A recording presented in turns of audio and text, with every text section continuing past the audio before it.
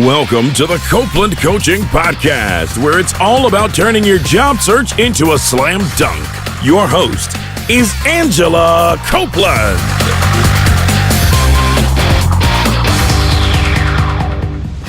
Welcome to the Copeland Coaching Podcast. I'm your host, Angela Copeland. Live on the phone with me today, I have Dorth Raphaely in San Francisco, California. Dorth is the GM of the sports website Bleacher Report.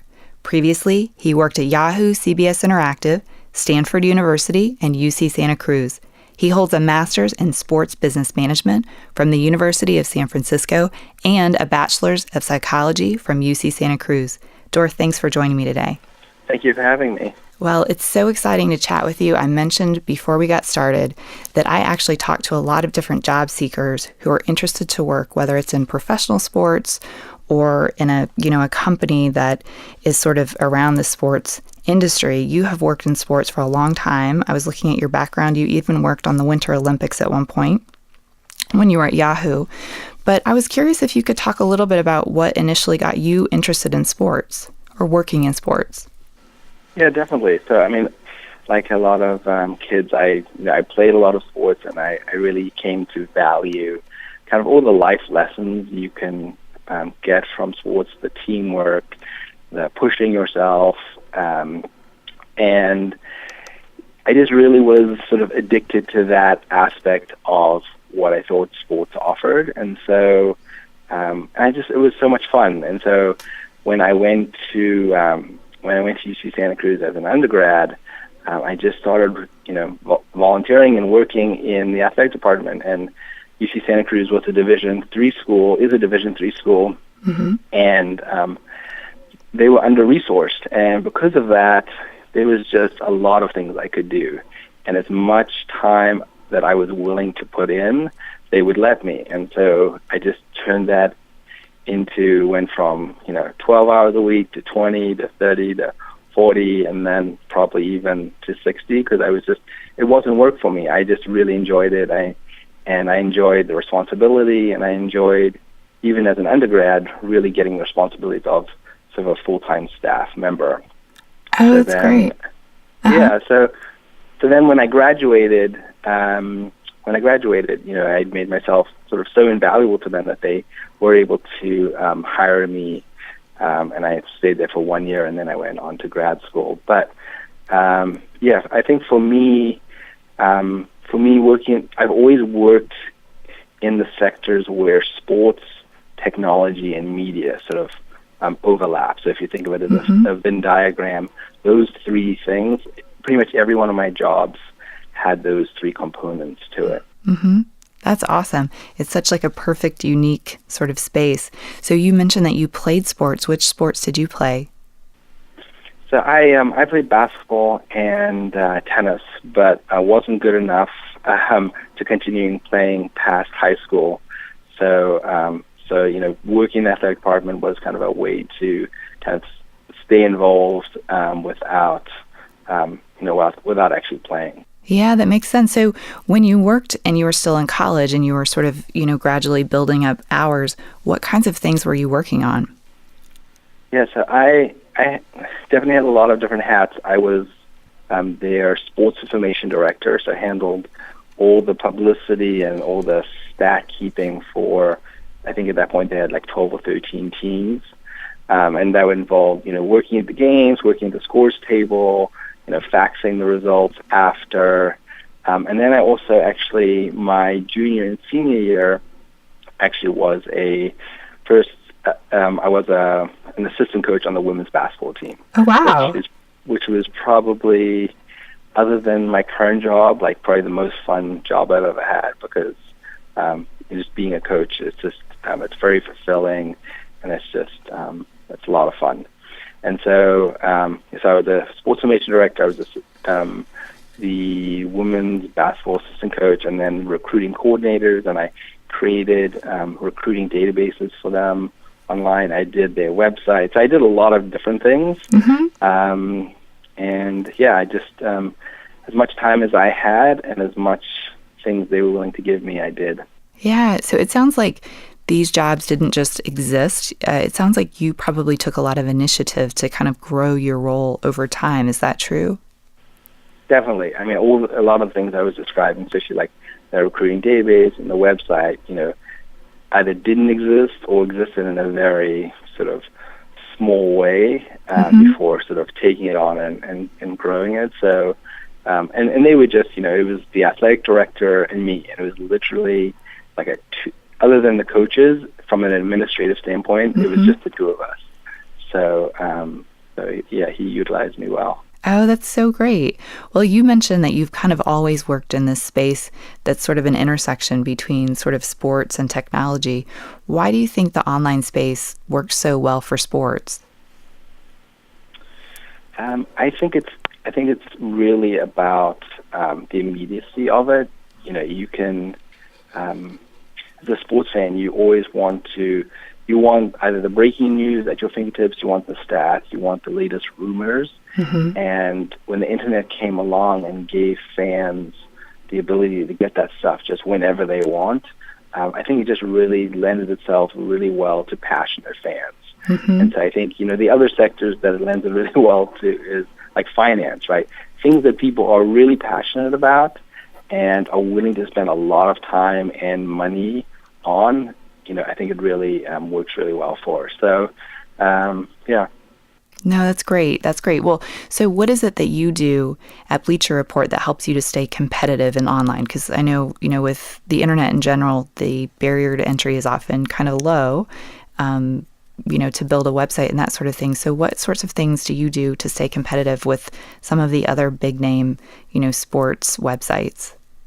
Yeah, so we are the number 2 website in the U.S. Behind ESPN, and then and we've gotten there by doing a lot of different things. So the company Bleacher Report is 8 years old, and I would say the first period of growth was probably we came out with a newsletter product, and that was super successful.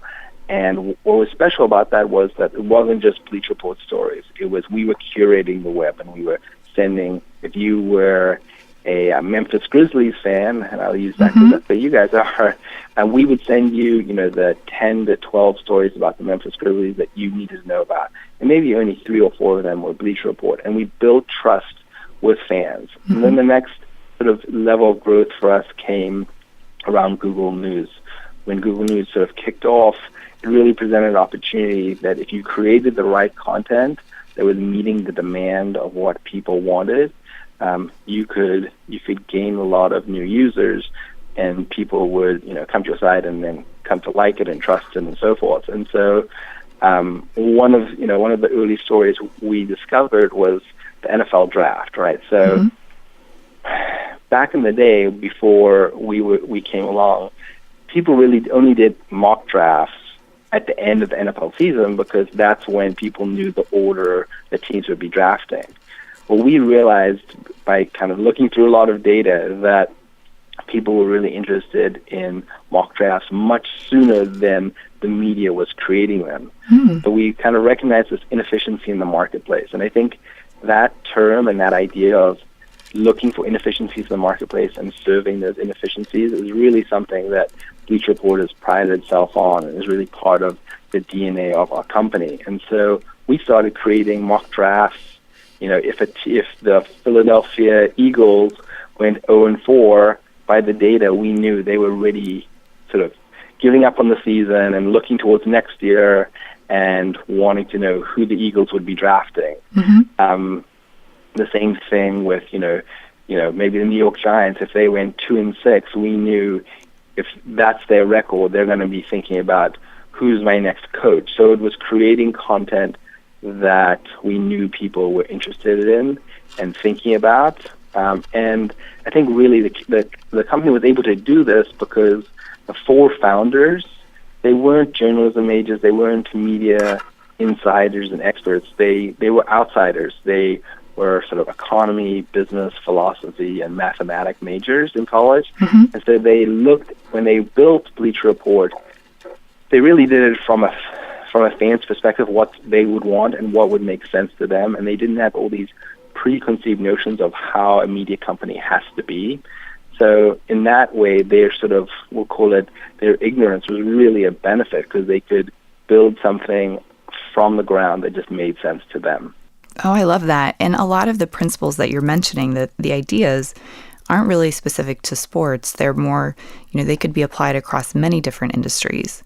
And it also kind of sounds like you're not talking about things that were very expensive necessarily, but things that were creative, that you looked at things differently. Absolutely. And, I think, I talked about the Google search. Our next wave after that was social. And so I think when we're talking about inefficiencies in the marketplace, it's not just supply and demand of what's there and what's wanted, but it's how can you create that in a business way that makes sense, that there's a good return on investment. So, obviously now, Time Warner and Turner Sports owns Bleacher Report, and they've been absolutely great about making sure we have the resources to really grow the Bleacher Report brand. Mm-hmm.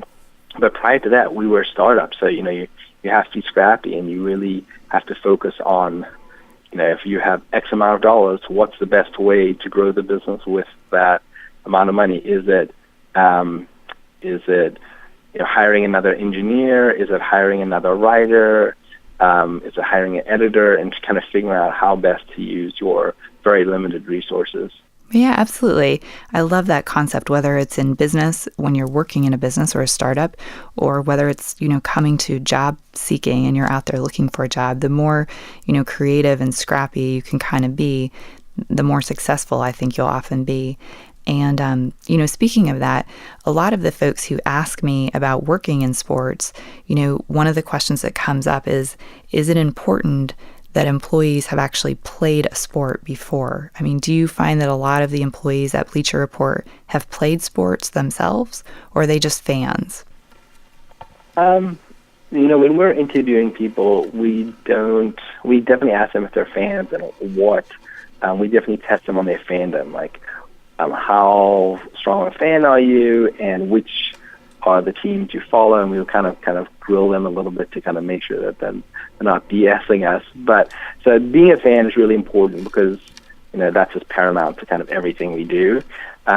We don't usually ask if people have played sports. That will usually come up naturally. Mm-hmm. But it's not in terms of like what level you've played. I think a lot of sports fans have played at some level. Maybe it's high school, maybe it's middle school, maybe it's college, maybe it's professional. It could be anywhere, but I think there is just a high correlation between sports fans and playing the sport, understanding the sport, and so forth. So definitely not a requirement, but typically people have played it. But it's being the sports fan is much more the important part. Right. Well, I'm just curious, especially for our listeners who may not have a huge background in the digital world, how many employees do you actually have at Bleacher Report approximately? Yeah, so we have around 300, okay, and that's across 3 offices. So our headquarters are in San Francisco. That probably has about 50% of our workforce. Okay. And then we have a New York City office, which is kind of where all of our content, video production takes place. And then we have about 20 people, or 10%, might be a little off there, but the rest of the people would be in London. And then we also do have we have a fair amount of people who are remote, who are not at any of those 3 offices, but who may work in Memphis or in Canada or in other places, especially our writers. Our writers are very much spread out across the country. Oh, that's interesting. So are they remote in order to sort of report on sports in a different regional area, or is it just because you believe, that workers could work remotely effectively at a company that's so, digitally focused? It's both. So on the writers, it's definitely about, they may have a beat. They may be covering SEC football, and so they naturally live in the South because they need or want to go to games, and they have those connections and networks there. So pretty much none of our writers are in any of our offices. They do come into our offices, especially the New York City office where we do the video production. So our talent, whether it's video talent or text writers, they'll come in and we'll produce videos with them. We also have home kits that they're able to do videos out of their house and actually have it look as professional as if they're in the office, and we send them these pretty large kits that they set up in their house. So the technology and the digital space has definitely allowed people to work remotely for certain positions, but we've also found that even when you have video conferencing and you have all this technology, there's no substitute for in-person collaboration. So that's why pretty much all of our leadership positions, all of our people who are building things and needing to collaborate with the product or engineering team or the content team or quality control team, they really need to be in the office, because that collaboration has just become so much harder when you have a time change, when you have a geographic distance between the two. So we definitely place a high value on people being in the office for certain positions. Yeah, no, that's very interesting. So I'm kind of curious about this kit that you send people so that they can record videos at home. I know, recording videos can be tricky, especially if you've never done it. Is it just sort of a camera, or, what kind of things are in the kit? Could you give us a little bit of detail? Yeah, no, I think the total cost of the kit is somewhere in the sort of $10,000 range. Mm-hmm. And, we have sort of a TV behind them that creates the natural backdrop. We have a high resolution camera that we send them, and a tripod. So we get them all set up for these home studios. Mm-hmm. And, even myself, I can't tell if someone's in studio or at home with these. Obviously, it does require someone being in part of the country that has a good internet connection, but that's becoming less and less of a problem. Yeah. Oh, that's so cool. It's also really interesting. I am occasionally asked to write about the topic of working remotely, because more and more people are interested in finding remote jobs. And it's tricky because so few companies really have very many remote positions that when you go online and you're searching for a remote position, it's sometimes hard to tell the difference between a legitimate remote position and one that's sort of a scam. So it's interesting to know that you have those available for folks who are interested. Yeah, definitely. We have, I would say that the positions that are most remote for us, other than the writers, is probably the copy editors. Mm-hmm. So we produce a lot of content, so we have to have a lot of sort of quality control, whether it's copy editors or quality editors, looking over that content. And so a lot of those people are remote. Yeah, absolutely. So as I was preparing for the podcast, one thing I noticed in particular about your background that's very unique and impressive, I think people will really benefit from hearing a little bit about this, is you have been at the Bleacher Report for something like 4 years, and you've had 4 different roles in that time. I think you've had like 3 promotions over the course of those couple of years. And when I speak with people, one thing that they really struggle with is to get a promotion internally. Oftentimes when people want to make more money or they want a different position, they're looking to jump to another company. So the idea that you have had so many positions in a short time, it's great. And I was wondering if you could share with us a little bit about sort of your secret to success in terms of how you have been able to do that at Bleacher Report. I think it's a great question, and my answer may be a bit disappointing. Oh, no. Okay. Because I definitely understand the plight of the question, because I've lived it and experienced it. So if you look at my resume, I was at Yahoo for something like 5 or 6 years, and I had similar struggles. Like I was volunteering and I was asking for more responsibilities. I was trying to improve my skill set, and I was doing those things, but I wasn't getting promoted in kind of at the speed at which I wanted to. And so I definitely, I had that sort of career frustration part of mm-hmm. Do I keep staying here? Do I keep trying to, or have I reached a ceiling in their minds, right? Because so much of this is, your boss or your boss's boss's perception of you, right? Mm-hmm. What could you handle? I think a lot of times people could handle a new role, but it's all about, does do the leaders of that organization think you can? And so, I think once you've been at an organization for long enough, your perception gets a little bit locked in if you haven't been sort of moving around or growing pretty fast. And then I think if you've been there so long, it's going to be really hard to kind of move up. So I've definitely experienced the frustration. So I just want to say that I don't have a secret to that success. I will say that at Bleacher Report, in my 4.5 years here, it was polar opposite to my time at Yahoo, which I was itching for a promotion, really wanted one, and thought I deserved or was in a lot of cases it just wasn't that many opportunities opening up because people had been there a long time and no one was really leaving because this was also spanned the 2008 decline in the economy, so people were kind of just a lot more hesitant about moving, so there just wasn't a lot of upward mobility potential. But at Bleacher Report, I can honestly say that every time I was promoted, I wasn't ready in my head. I would sort of fake it till you make it sort of expression. I would really commend my boss, and he was one of the founders, David Finocchio. He just gave me a lot of opportunities, believed in me, probably sometimes believed in me more than I kind of believed in myself.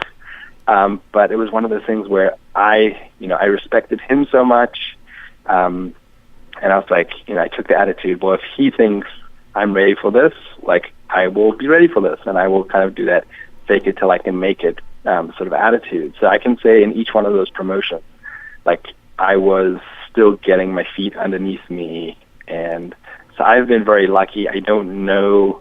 I would say the only things that I sort of say with certainty is that every opportunity I got, I ran as hard as I could with it, and I just trusted in my boss, David Finocchio, that he was giving me the right projects, and I wasn't, I would never have turned down any opportunity. Whatever he was asking me to do, I would do it and try and do the best job possible at it. So I think probably my biggest advice to people is that, regardless of how long you've been in an organization and what point in your career you are at, if given an opportunity or been given an assignment by your boss, even if you don't necessarily think it's necessarily the way you want to go, you just have no idea where it's going to go. And just to have that scrappy mentality that this is your first job out of college and you will do anything. And if they ask you to clean the floors, you would clean the floors. I mean, that's an exaggeration, but but just that's an attitude that you will do anything they ask and you will do it with precision and you'll do a great job at it. Because you're building trust with your boss and with the organization that if I give this person this task or job, regardless of what it is, I know they'll do a great job at it. And it's not always going to be that important what that job is. It's just you're building that trust and that confidence. Yeah, absolutely. I think the thing that you mentioned that I think is a really great point as well is that you mentioned that oftentimes those promotions are dependent on perception of those around you, like your boss. And sometimes when you've been at a company for some time, those perceptions can be locked in. And so, if you are finding traction within your company, I think that's great. But I also think it's really smart when someone is able to at some point recognize, hey, this is probably not going to happen for me at this company. Why don't I look at another company? Because you may find much more success at another organization that is sort of available or is able to sort of recognize your strengths in a way that, wasn't recognized in the past. Yeah, I would definitely agree with that. And I think I'm a big fan of special projects, right? So I may have a certain job and I would want my career to go in a certain direction, or I want to move to a different department, going to, obviously with your permission of your boss, but trying to take on special projects that show that you have a larger skill set than people may have perceived you to have, right? So a lot of people at Bleacher, when they come to me and they sort of express a desire to move up or change departments, I always really encourage them to sort of speak to the leaders of the other departments and really try and get them to give you a special project that's outside of your current job, that you can show that you have the skills. And you're also showing that you're willing to do this side project on your own time. It's not going to affect your current job that you're getting paid for. And so internally at Bleacher, that's always been sort of a key way for people to just display that they have additional skill sets that we weren't aware of. Yeah, I think that's really great advice. It's great advice. Well, I'm curious, in terms of the very first time your very first position at Bleacher Report, did you get that job applying online, or did you know someone? What was sort of your initial foot in the door? Yeah, and so I have a good friend who's a recruiter, and I'd spoken to her probably 6 months before, just said, I'm ready to kind of try something else. I've been at Yahoo for a while, and I'm kind of interested in, I've kind of reached the ceiling there. I don't think I'm going to be able to move up. And so I kind of planted that seed with her and with some other recruiters. With her, it was ideal because she was a really close friend of mine. And so she then met with Bleacher Report, and, she's like, oh my God, like she left their office and immediately called me. So I just was talking to folks at Bleacher Report. You have to work yet. They are just the greatest guys, great company. I think it's a great fit for you. And so then, one thing led to the other. I did a lot of interviews with them and started. So it was very thankful to my friend because, I hadn't heard of Bleacher Report prior to that, and I didn't apply to any jobs. So that's how I got here. I love that. I think it's really important for people to keep in mind that often you find jobs through connections rather than through the internet. So that's excellent. Well, I'm also curious, in my previous life, I worked in the online space as well. And oftentimes people who do digital, whether it's digital marketing or some other, part of the digital world, you tend to move jobs relatively often as compared to sometimes other industries. And I know for both probably myself and my colleagues, I've heard that some people get negative feedback, say from their family or from people around them, because they're surprised that they move to different companies so frequently. Have you ever kind of received any of that feedback as you've gone through your career path, or has that not been? Okay. No, I haven't received that feedback, but I understand the question. Yeah. So if you look at my, I've pretty much stayed at each position for, I would say, in the 3 to 4 to 5 year frame. Not quite the 1 to 2 years that some people sort of jump around. Sure. I'm the type of person that if I'm happy with the job, if they're happy with me, I'm a very loyal person. So I'm not quite the sort of grass is always greener on the other side mentality.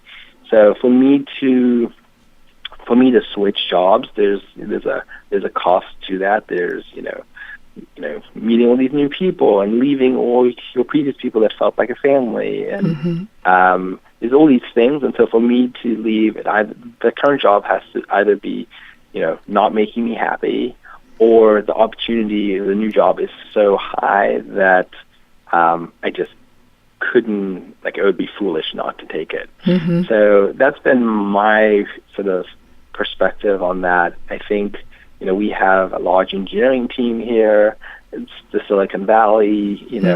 We really hope that our engineers stay at least 3 years, because there's this period between year 2 and year 3 where there's just a substantial step up in terms of their productivity. So it's like the first 6 to 12 months they're getting up to speed on all our technologies and how we do things here. The second year they're really becoming solid contributors, but it's really that year 3 that they're becoming technical leads within the organization. So but they often are, they do sometimes switch 18 to 24 months. So Totally understand it. It's not something I do at that level, but I don't think people. I think if you when I'm looking at a resume, I see a lot of resumes. It's not a red flag under, let's say, 18 months. It's 1 year is not a red flag either. If everywhere they've been has been 1 year, that's a little bit of a red flag. But right. one job that's been, a year is not a red flag. If it's under a year, like and I'm interviewing them, I'll usually just ask them why they left, or but that's kind of how I think about it. Yeah, absolutely. Well, when I shared with everyone that I was going to be talking with you today, people were very excited. And so I actually got 2 questions from listeners that I wanted to ask you about. The first one is from Robert, who asks, is it a challenge to balance quality sports journalism with the need to monetize and increase your online presence? Yes, you do have to balance. You have to balance the quality of the content, the engagement of that content.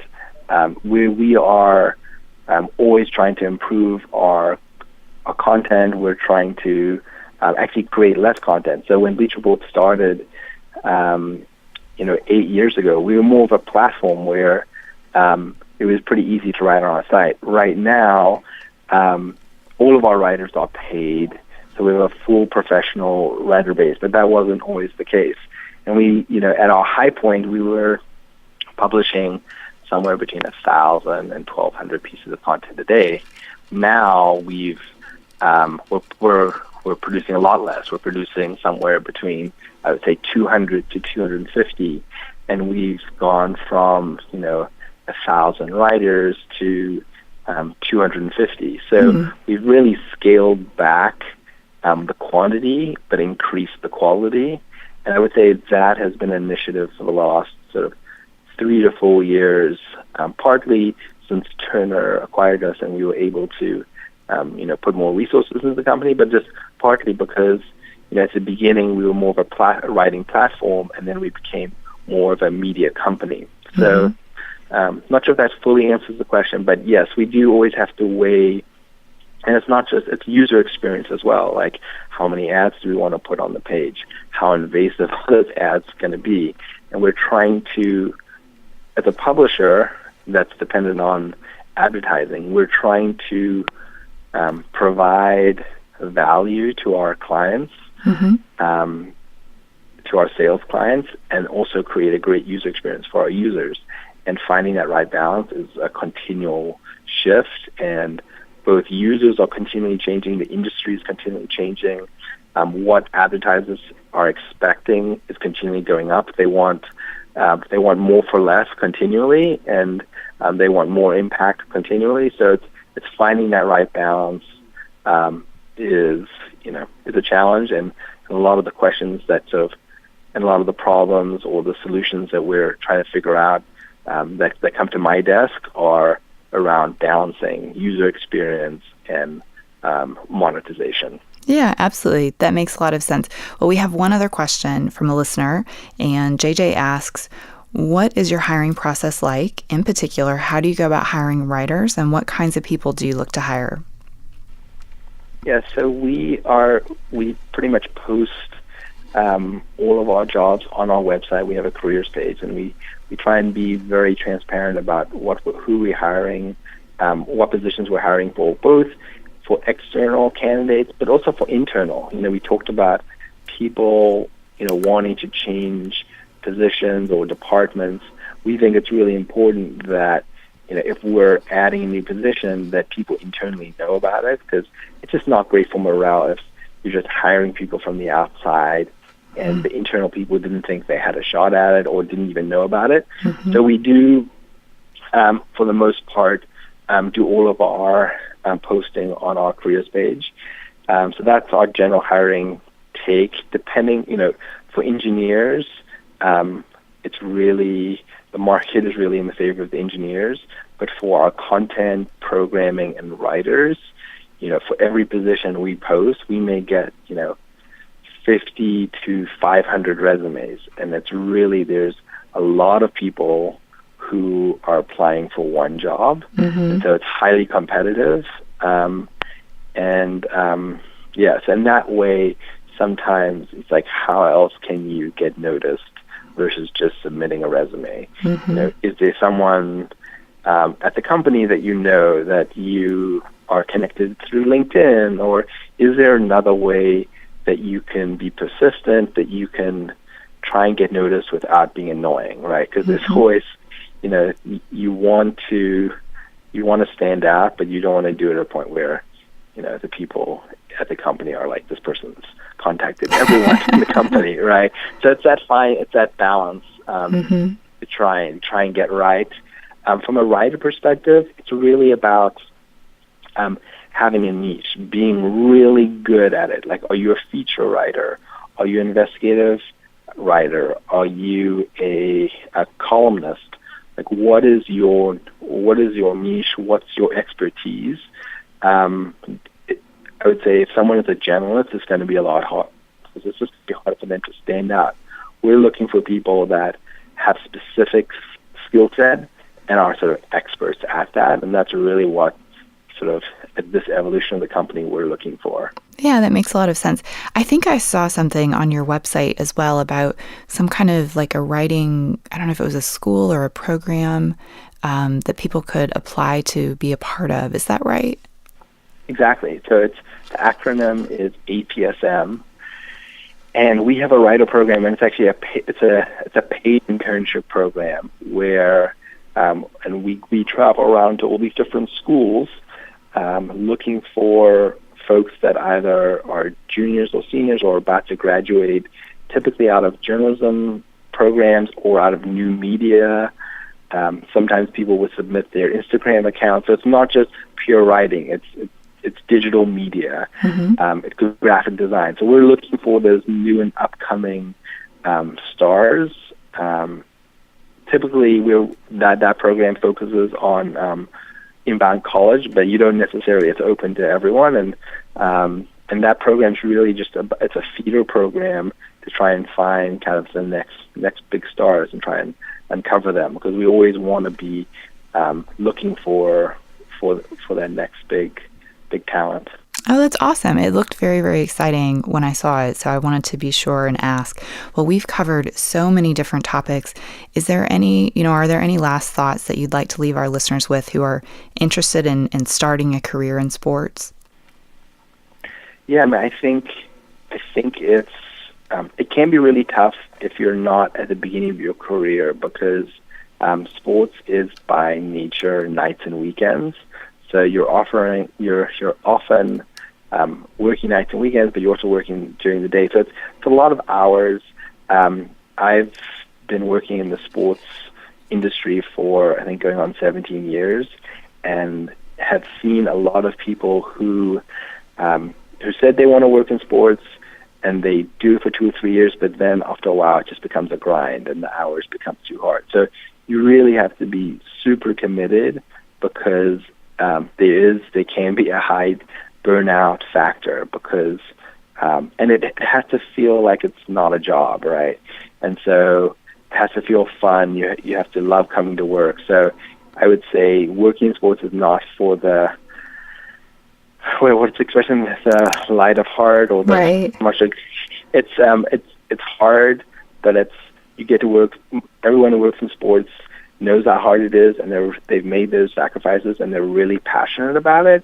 And that's what's fun, because I get to work with really smart, passionate, hardworking people who love sports, and we get to talk about sports. And in our office, we have like 50 TVs on the walls, and it's just fun. Like, I get to be a sports fan and get to be paid for it, and that can be a lot of fun. But then there are also some people who they were a sports fan and they come to work in sports, and then it's hard for them to stay a sports fan because it becomes a job.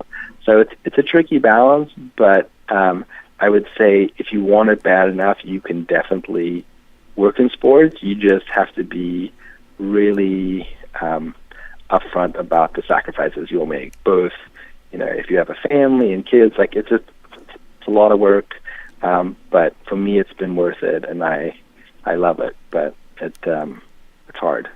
Well, that's great advice and very insightful.